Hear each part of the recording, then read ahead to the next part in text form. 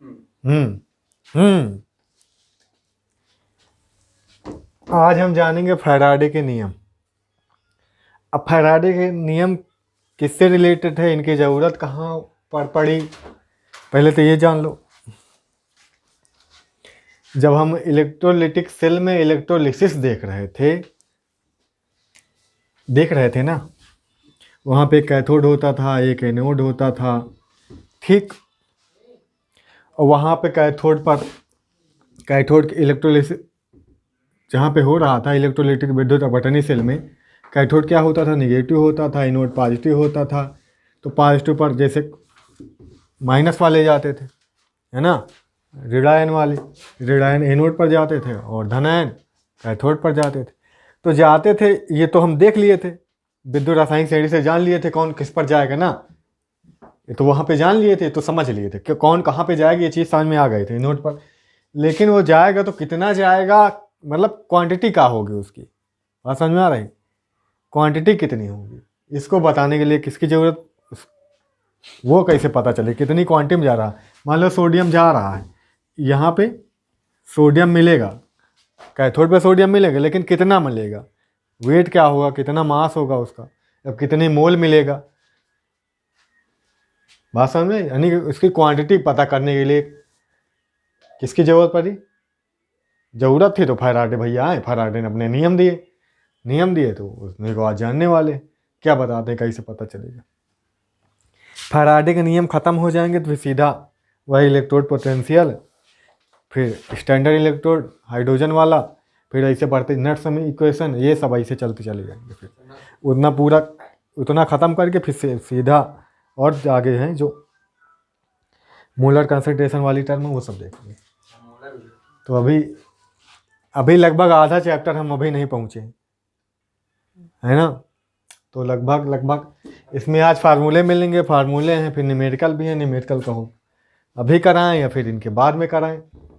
तो हर चीज़ इसमें न्यूमेरिकल, जितने फार्मूले होते हैं न्यूमेरिकल, आज भी फार्मूले तो न्यूमेरिकल, फार्मूला तो न्यूमेरिकल, तो टाइम लगेगा भैया। अभी आज जैसे 5वां लेक्चर है, 5 लेक्चर हैं, तो अभी 2 लेक्चर में, 1-2 लेक्चर में आधा चैप्टर ओवर हो जाएगा।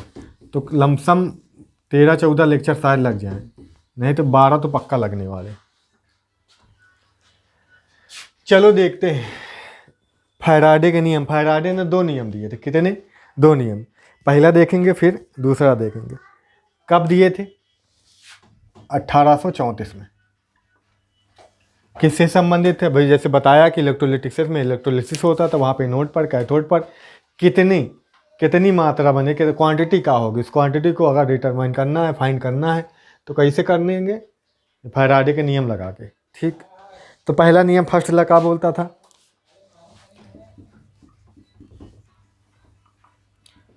प्रथम नियम,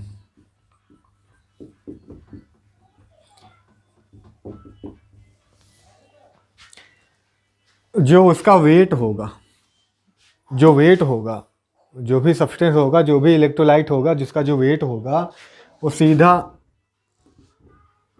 उसके जो आवेश दिया जाएगा, जो चार्ज दिया जाएगा ना सर्किट में, सबको मालूम है क्या लगा रहे थे हम, एक बैटरी लगा रहे थे, बाहर से बैटरी से क्या दे रहे थे, इलेक्ट्रिसिटी दे रहे थे। इलेक्ट्रिसिटी में चार्ज ही तो जाता है, जितना चार्ज दिया जाएगा उतने क्या होगा, वो सीधा डायरेक्टली प्रोपोर्शनल होगा किसके, उसके वेट के, बात समझ में आई। अब कैथोड पर जाएगा तो कैथोड वाली मात्रा के, एनोड पर जाएगा तो एनोड वाली मात्रा की। तो जितना चार्ज होगा, जितने ज़्यादा चार्ज देंगे उतने ज़्यादा हमें मिलने वाला है, उतने ज़्यादा वेट में मिलेगा। तो और यहाँ पे जैसे सबको मालूम है, इक्वल टू लगाएंगे क्या आएगा, एक कांस्टेंट आएगा। कांस्टेंट कौन सा आता है, डब्ल्यू बराबर जैसे क्या हो जाता है, जेड क्यू। अब जेड क्या है, रासायनिक तुल्यांक नियतांक है, अच्छा। तो अब क्यू क्या है, यहाँ पे चार्ज है, तो हम सबको मालूम है क्यू इक्वल टू क्या होता है, आई टी होता है, क्यू इक्वल टू क्या होता है, आई टी होता है। तो फिर डब्ल्यू बराबर क्या बन जाएगा, जेड आई टी, है ना, डब्ल्यू बराबर जेड आई टी, ये या फिर जेड सीधा। अब जेड, जैसे जेड बराबर देखे तो जेड बराबर क्या हो जाएगा, डब्ल्यू बाई क्यू हो जाएगा, डब्ल्यू बाई क्यू, है ना। अगर एक एक कूलम आवेश दिया जाए, मान लो अगर 1 कूलम आवेश दिया जा रहा है, क्यू क्या है, क्यू 1 कूलम है, ठीक। क्यू 1 कूलम कब होगा, जब 1 एम्पियर धारा 1 सेकेंड में दी जाए। जब 1 एम्पियर की धारा 1 एम्पियर करंट किया देने दे 1 सेकेंड में दिया जाए, तब क्या होगा? क्यों? 1 कूलाम होगा। बात समझ में आ रही? तो जेड इक्वल टू क्या हो जाएगा? यहाँ पे 1 रख देंगे, इसकी वैल्यू 1 ले लेंगे तो डब्ल्यू के इक्वल हो जाएगा। ये सीधे बराबर हो जाएगा ना। फर्स्ट ला है तो हाँ, ये फर्स्ट ला है। यहाँ पे सारी चीज़ें मालूम है। डब्ल्यू क्या है? भार है। क्या है? भार है ना, जो भी पदार्थ होगा उसका भार है। ठीक। और क्यू क्या है? चार्ज है, आवेश है। क्यू बराबर आई टी। आई क्या है? करंट है। टी क्या है? समय है, टाइम है, विद्युत रासायनिक तुल्यांक। ठीक।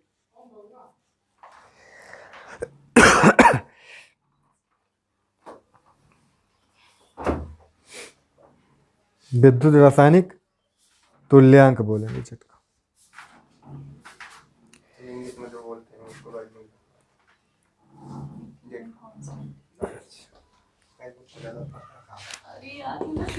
अब सुनो, अब यहाँ पे एक प्रॉब्लम ये है, जेड कैसे फाइंड होगा, है ना। अब मान लो सब पता चल जाएगा, क्यू पता चल जाएगा, डब्ल्यू पता चल जाएगा जो निकाला हूँ, लेकिन जेड कैसे फाइंड करेंगे, है ना। तो जेड की भी डिफिनीशन हम लिख सकते हैं। डिफिनीशन लिखना चाहे तो जेड की भी लिख सकते हैं। जेड की डिफिनीशन क्या होगी? जब श्रेणी में जुड़े हैं, कहाँ पे? जैसे आयन में तुल्यांकी 1 सेकेंड में 1 एम्पियर की धारा दी जाए, 1 सेकेंड में 1 एम्पियर की धारा दी जाए, तो विद्युत धारा द्वारा मुक्त आयन की मात्रा ही क्या होगी? जेड के बराबर होगी। बात समझ में आ रही?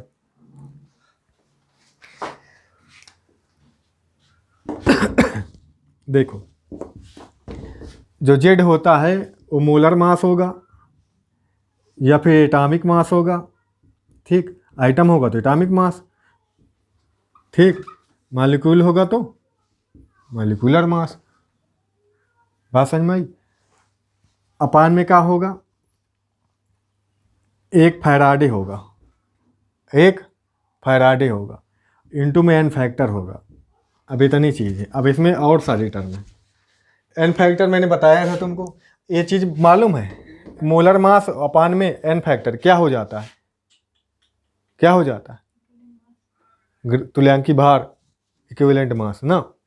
ई से डिनोट करते थे। EM, कुछ बुक में EM या EQ, ये सारे टर्म मैंने बताए रखे थे ना। सोल्यूशन वाले चैप्टर में बताए थे सब, यहाँ भी यूज है उनका। ठीक। तो ई से ये चीज़ें पता हो जाएंगी सीधी सीधे। और यहाँ पे 1F क्या है? 1 फैराडे है। क्या है? फैराडे। अब ये कैसे फाइंड होगा? देखो, जैसे थोड़ी सी जगह चाहिए, यहीं पे देख लेते हैं ना।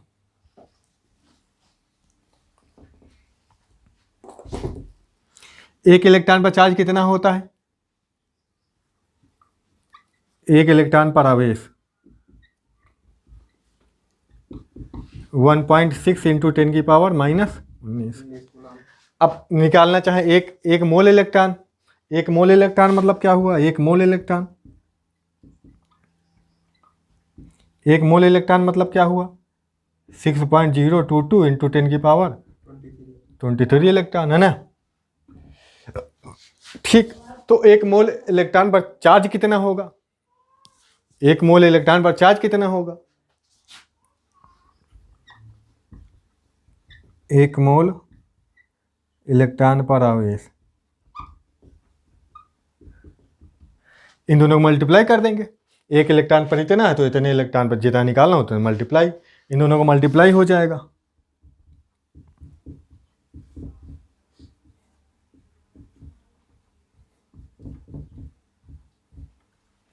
मल्टीप्लाई करते हैं तो कितना आता है?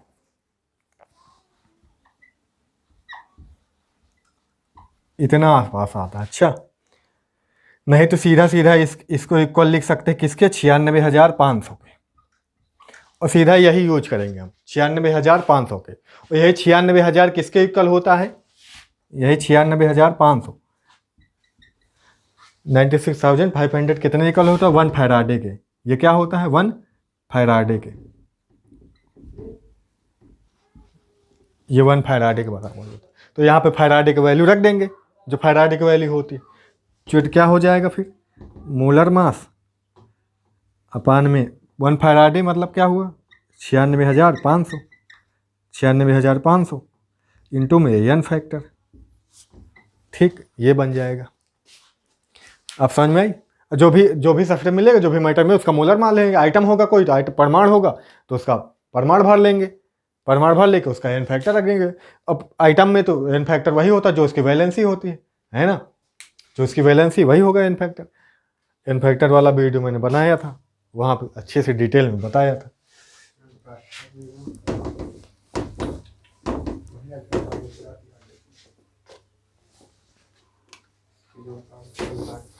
केमिस्ट्री ऐसा सब्जेक्ट है जो एक बार सीख लो वो आगे बार बार मिलता रहता है ना, काम देता है।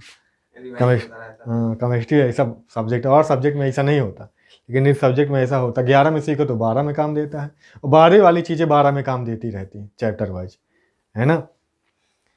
अब जैसे यहाँ पे ये भी लिखा मिल सकता है तुमको, जेड इक्वल टू, अब जैसे molar mass upon n factor क्या होता है, ई, तुल्यांकी भार, इक्विवेलेंट मास, ईएम भी लिखा मिल सकता है, ई भी लिखा मिल सकता है। ठीक, और अपान में क्या 96,500, सीधा सीधा बुक में यही लिखा मिलता है। अच्छा, समझ में आया ये सब कहाँ से आया?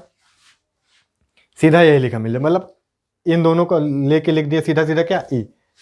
ये ई ही होता है, क्या होता है, मोलर मास अपान में एन फैक्टर।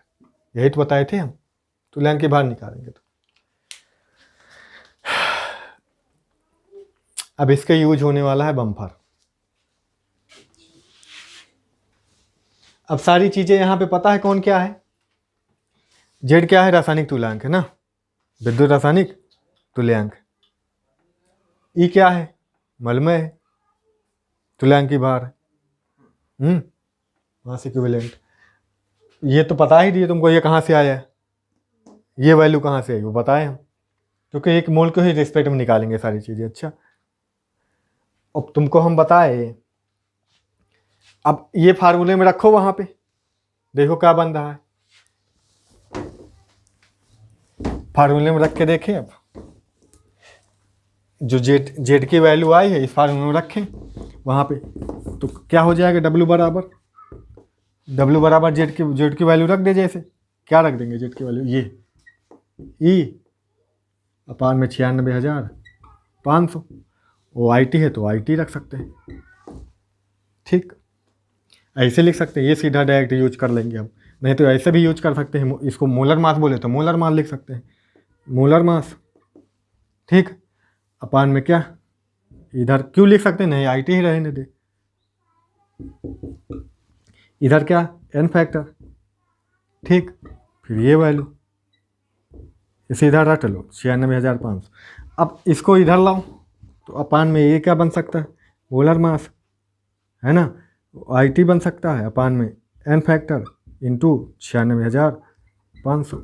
ये क्या होता है, वेट बाई मोलर मास, मोल होता है, एन तो एन के इक्वल आ जाएगा। ये यहाँ देखो मोल आ गया।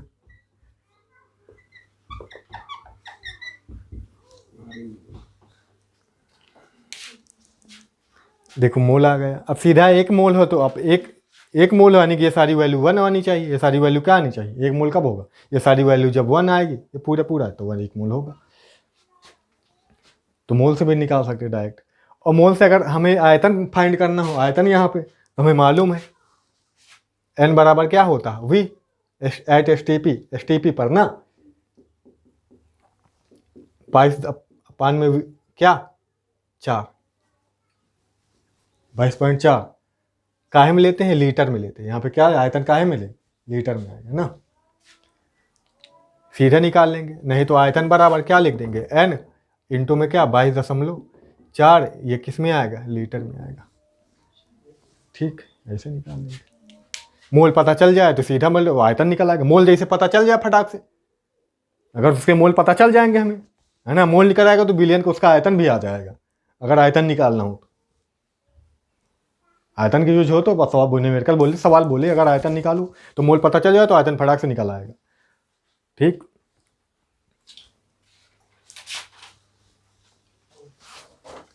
अब जैसे ये पहले नियम की बातें चल रही हैं अभी,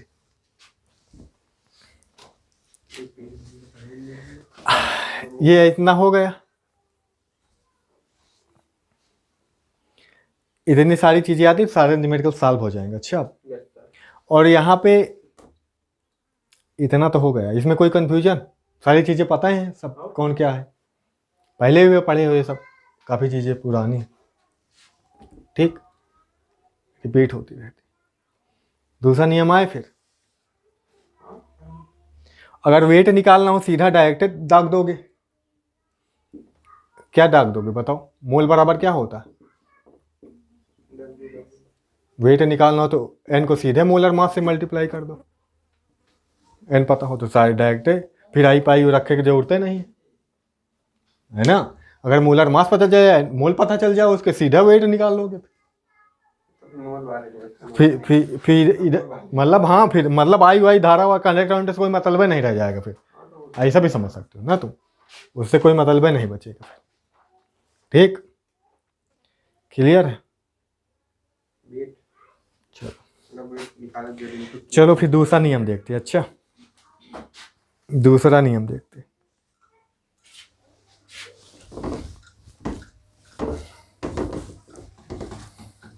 तो नियम कह क्या रहा था, ये क्या कह रहा था नियम बताओ? विद्युत अपघटन के दौरान किसी इलेक्ट्रोड पर मुक्त या एकत्रित द्रव्य की मात्रा प्रवाहित विद्युत धारा की क्या होती है? समानुपाती होती है।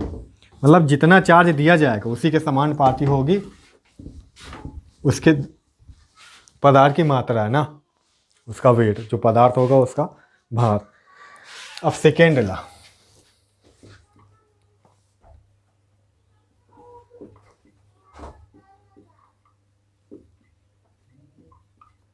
दूसरा नियम किसका? फैराडे का।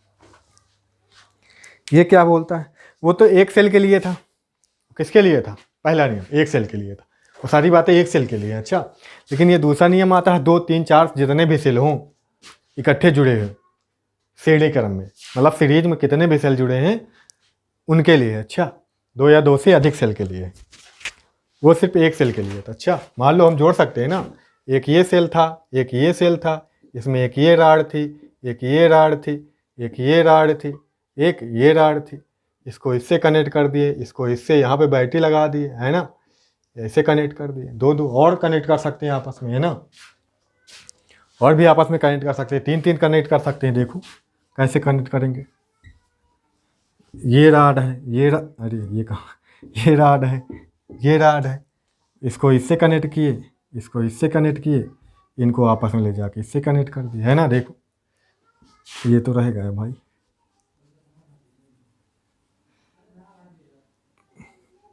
ये कैसे कनेक्ट होगा सीरीज में बताओ? उधर वाला तो उधर वाला, ठीक, कितने भी जोड़ सकते हैं ना हम आराम से सीरीज में।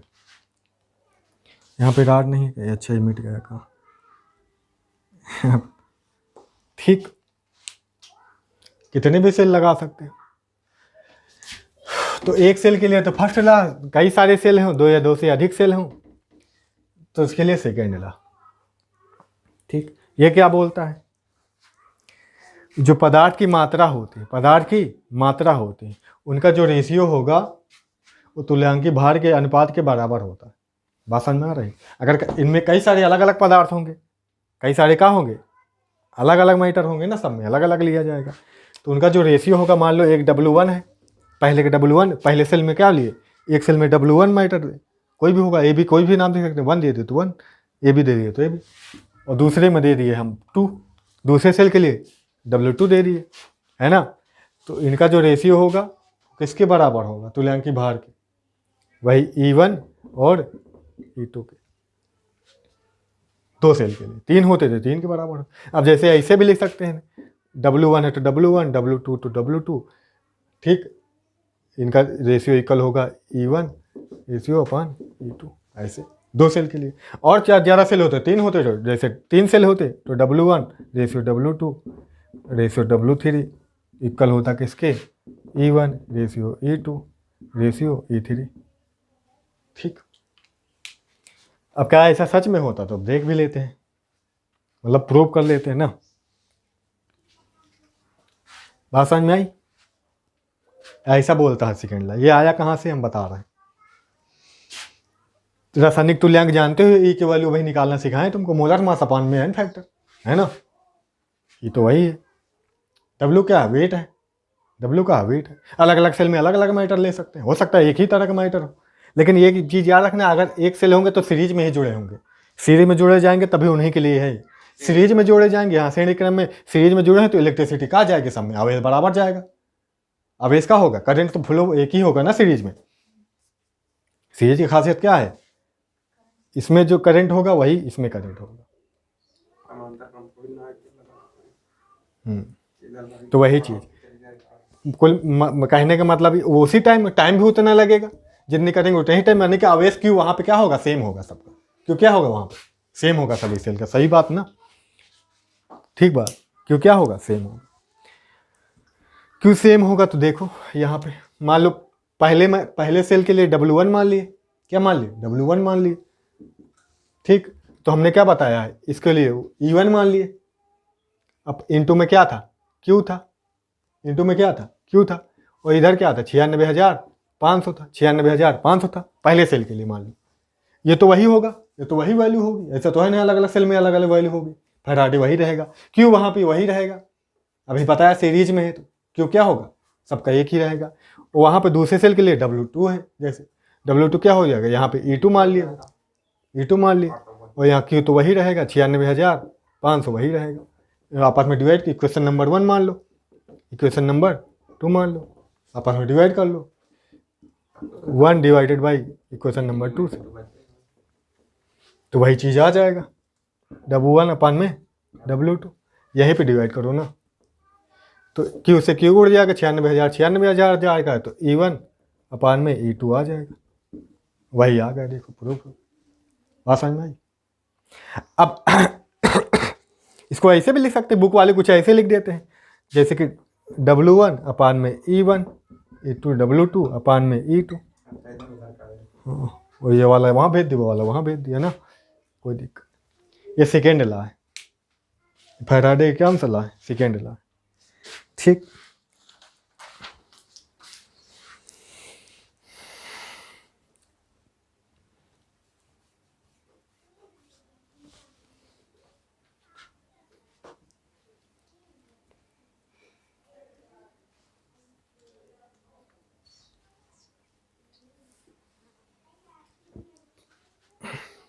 क्लियर?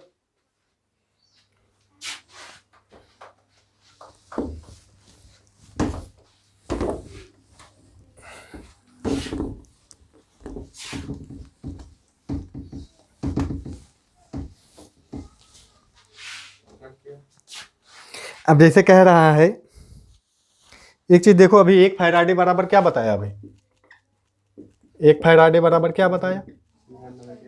96,000। एक कहाँ से आया 96,500? कुलाम, वो कुलाम ही होता। अच्छा, उतने कुलाम एक मोल में, वो कहाँ से आया? एक कुलाम में एक मोल इलेक्ट्रॉन में कुल आवेश है। 96,500 क्या है? एक मोल इलेक्ट्रॉन में कुल आवेश। हाँ, एक मोल इलेक्ट्रॉन में कुल टोटल चार्ज है ना, 96,500। ये क्या होता है? इतने कुलाम पर मोल होता है ना। क्लियर? समझ में आई बात? यहां से जैसे फैराडे बराबर निकाले तो,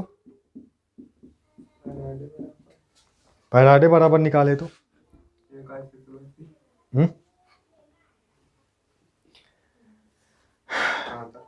फैराडे बराबर निकाले तो इंक लाओ यार, Q अपान में 96,500, ठीक।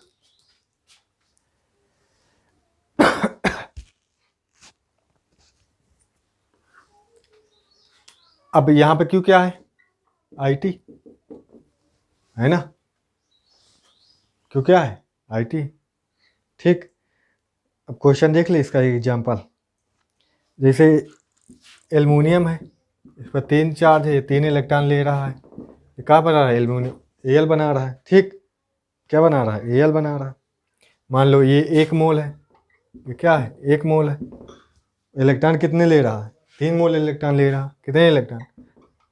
3 मोल इलेक्ट्रॉन मिल रहा है। मिल कितना रहा हमको? 1 मोल। ये भी मिल रहा है 1 मोल। इतना एल्युमिनियम लेंगे उतना एल्युमिनियम मिलेगा। 1 मोल इलेक्ट्रॉन, 1 मोल एल्यूमिनियम मिल रहा है, ठीक। एक मोल एल्यूमिनियम का आयन जो है, 1 मोल एल्यूमिनियम देने में कितना ले रहा, कितने इलेक्ट्रॉन ले रहा, कितने मोल, 3 मोल इलेक्ट्रॉन ले रहा। यानी कि हमें पता है 1 मोल एल्यूमिनियम हमें चाहिए, तो इलेक्ट्रॉन कितने मोल देने पड़ेंगे, 3 मोल देने पड़ेंगे। कितने मोल बाबू, 3 मोल, ठीक।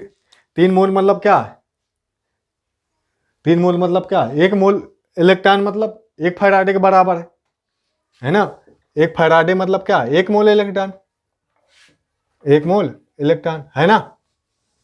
इसको चाहे हम बोल दें या फिर 3 फैराडे, बात समझ में आ रही, इसको क्या बोलेंगे, 3 फैराडे के बराबर बोलेंगे। 3 फैराडे मतलब 96,500 में 3 से मल्टीप्लाई हो जाएगा। यानी कि इसके लिए कितने चार्ज की आवश्यकता होगी, कितने आवेश की आवश्यकता होगी, बताओ कितने आवेश की आवश्यकता होगी, 3 फैराडे है ना। मतलब कि इसका क्या होगा, 1 मोल एल्युमिनियम आयन को 1 मोल एल्युमिनियम परमाणु में अपचयित करने के लिए कितने फैराडे की आवश्यकता होगी, जरूरत 3 फैराडे। मतलब ये होगा, अच्छा 3 फैराडे बराबर किसके होगा, कितने कूलाम के, निकाल सकते हो तो 3 फैराडे निकाल सकते हो ना आराम से, 3 गुणे 96,000, इतने कूलाम आवेश की आवश्यकता होगी, ठीक। इतने कूलाम 1 मोल, चलो ठीक।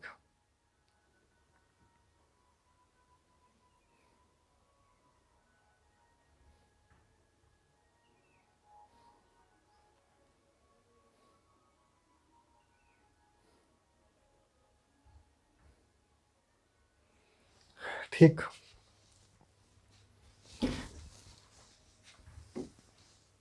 तो इससे भी सीधा सवाल हो जाते हैं। अच्छा अब जैसे OH माइनस था, ये ऑक्सीडाइज होता है, अच्छा ऑक्सीडाइज होता है मतलब इलेक्ट्रॉन निकालेगा, तो काहे में बदलेगा, ऑक्सीजन देगा और वाटर देता था ना, पानी देता था।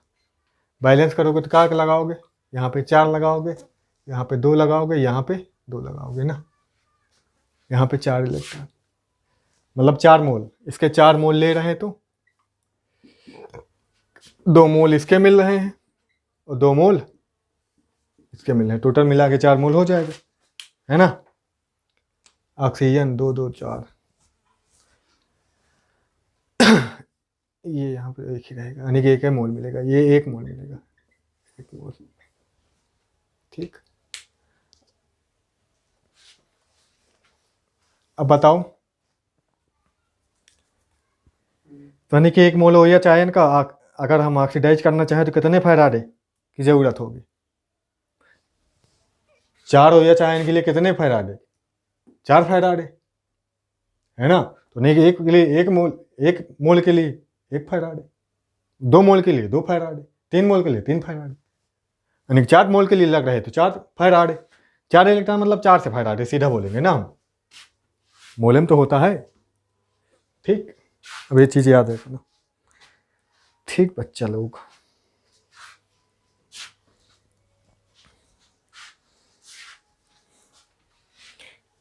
इसी रिलेटेड एक क्वेश्चन देखो, कितने मिनट का हो गया लेक्चर,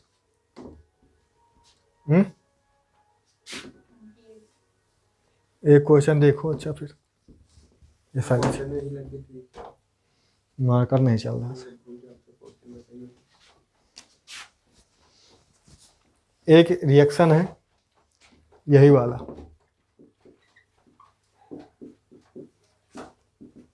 ठीक,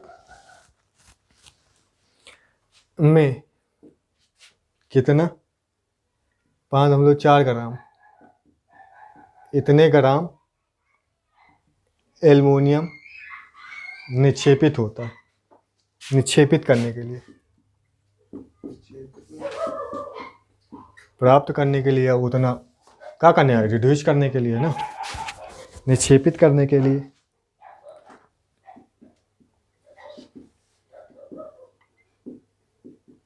मतलब इसके आयन से हमें कितना एल्युमिनियम लेना है, एल्युमिनियम आयन है, हमें चाहिए कितने ग्राम, 5.4 ग्राम एल्युमिनियम हमें चाहिए, तो कितने फैराडे की जरूरत पड़ेगी, देखो कितने कूलाम के लिए कितने कूलाम आवेश लगेगा, आवेश की जरूरत होगी। ठीक,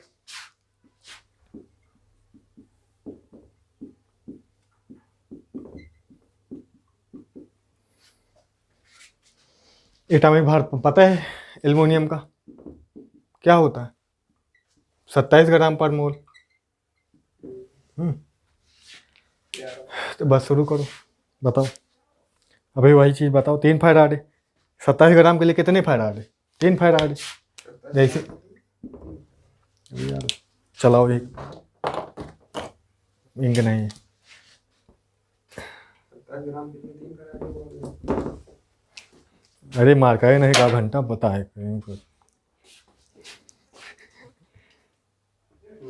हाँ, तो क्या हुआ?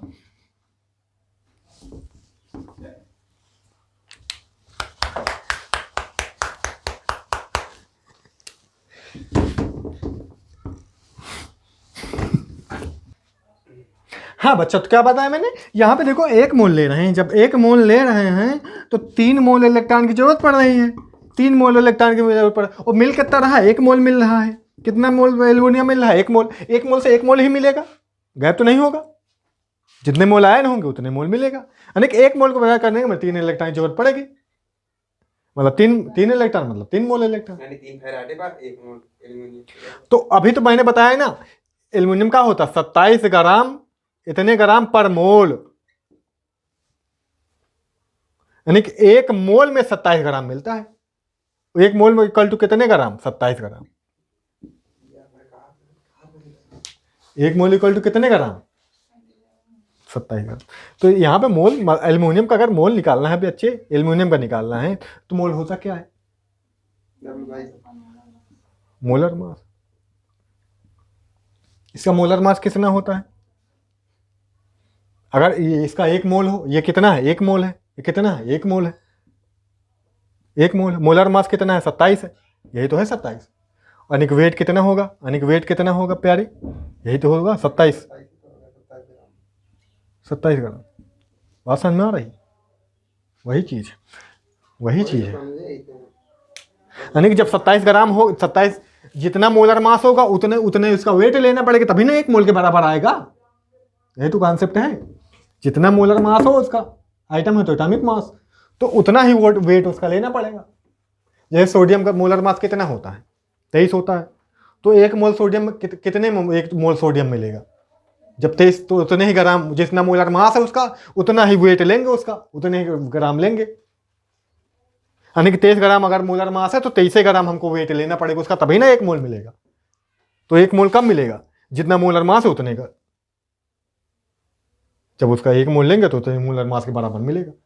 ये फंडा यूज होगा पहले चैप्टर, दूसरे हर चैप्टर में यूज होगा। अच्छा, पहले चैप्टर के न्यूमेरिकल अभी लगवाया नहीं तुमने सारे स्टेट में, ये कॉन्सेप्ट बहुत ही यूज होता है। अच्छा, ये क्वेश्चन आते ही पेपर में। तक हुआ तो नहीं। तो हो गया। तो 27 ग्राम एल्युमिनियम को विक्षेपित करने के लिए कितने फैराडे की जरूरत होगी? 3 फैराडे। 3 मोल मतलब क्या? 3 फैराडे। ठीक, कितने में? यानी कि 3 फैराडे कितने में लग रहे हैं? 27 ग्राम में। अगर हम रिड्यूस करना चाहते हैं, 27 ग्राम एल्युमिनियम मिल जाए हमें, हम चाहते हैं तो कितने फैराडे? 3 फैराडे की जरूरत होगी। यानी कि 27 gram equal to 3 faraday. 27 gram equal to कितने फैराडे? 3 फैराडे। तो कितने ग्राम हमें चाहिए प्यारे? तो 1 ग्राम कितने फैराडे के बराबर हो जाएगा? 1 ग्राम कितने फैराडे के बराबर? 3/27 फैराडे, है ना? वो कितने ग्राम हमें चाहिए? इतने ग्राम, इतने से मल्टीप्लाई कर देंगे। 5.4 ग्राम, यानी कि 3/27 इंटू 54 ग्राम, इतने फैराडे। बात समझ में? इतने ग्राम चाहिए तो इतने फैराडे की जरूरत पड़ेगी, इतने फैराडे। ठीक, इसको काट पीट लो तो यहाँ पे 0 आएगा तो ये पॉइंट हट जाएगा। ठीक, 27 51, 27 दूना 54, ये 10 और ये, तो क्या हो जाएगा 5.4 ग्राम इक्वल टू 3 दूनी 6 अपान में 10, तो 0.6 फैराडे की ज़रूरत पड़ेगी। 0.6 फैराडे, 0.6 फैराडे वैल्यू निकालो। तो हमें इस फैराडे मतलब क्या हुआ 0.6, इसमें कर देगी मल्टीप्लाई 96,500 का, है ना 96,000। फैराडे मतलब एक फैराडे। हाँ एक फैराडे मतलब एफ की वैल्यू यही होती है ना 96,500। अब इतने गुलाम की ज़रूरत पड़ेगी, इतने गुलाम, इसको मल्टीप्लाई करो, उतने ही गुलाम आवेश निकालना है ना, गुलाम में बताएंगे हम, गुलाम में बताने के लिए ये हो जाएगा, मल्टीप्लाई करो कितना आ जाएगा प्यारे 97,900 आ जाएगा, कितने गुलाम। क्लियर? 57 है, 57,900। क्वेश्चन के लिए यार, सोल्यूशन के लिए यार, थोड़ा मोल वाला कॉन्सेप्ट। बस यही समझना, यही तो दागना है, सीधे सीधे दाग देंगे हम। अब इसको ऐसा नहीं, इसको देखो इस तरह से भी लगा सकते हैं, फार्मूले से भी लगा सकते हैं, इसमें फार्मूला यूज नहीं किए हम, फार्मूला कहाँ यूज किए हम, क्यों कमान निकाले हैं समझ लो, फार्मूला से लगाओ भला, फार्मूला से टिटकरम कर सकते, कई तरीके हो सकते हैं सवाल लगाने के ना, फार्मूले से लगा सकते हैं हम, फार्मूले से लगाओ। भार कितना चाहिए, भार हमें चाहिए इतना, कितने ग्राम 5.4 ग्राम, इतने ग्राम चाहिए, और हम ई निकाल लेंगे इसके लिए, ये कितना होगा मोलर मास अपान में एन फैक्टर, एन फैक्टर इसके लिए 3 है, जितने इलेक्ट्रॉन लेगा देगा उतने, तो यही तो एन फैक्टर, जितने वैलेंसी उतने, 27 अपान में 3 मोलर मास अपान में एन फैक्टर, तो कितना हो जाएगा 9, ई हो जाएगा 9, और क्या जरूरत थी हमें, और कुछ नहीं, तो डब्ल्यू बराबर क्या होता था ई और क्यू अपान में 96,500, यही तो होता था फार्मूला, ये होता था, सारी क्यू की वैल्यू आवेश निकालो, क्यू की वैल्यू निकालो, वही तो हो जाएगा। देखो क्या हो जाएगा क्यू डब्ल्यू अपान में ई, इधर क्या 96,500, देखो डब्ल्यू कितना है, डब्ल्यू प्यारे बताओ कितना है, 5.4 अपान में ई कितना है 9 अपान में 96,500, वही चीज़ आ जाएगी, काटो इसको, 9 छक 54, पॉइंट है तो पॉइंट, 0 पॉइंट और इतना फिर 96,500, देखो वही चीज़ हो रहा है, ये देखो तो मोल कहाँ से सीधे डायरेक्ट हो जाएगा, बिना फार्मूला जोड़ते ना पड़ी, वहाँ पे तो फार्मूला से जाओ चाहे वहाँ पे जाओ, डायरेक्ट वो भी हो सकता है रिएक्शन लेके मोल लेके, ऐसा सवाल था वहाँ पे जब मिला था नॉर्मलिटी वाली, है ना एक सवाल जो लंबा सा था बहुत, मोल से भी लग जाता था,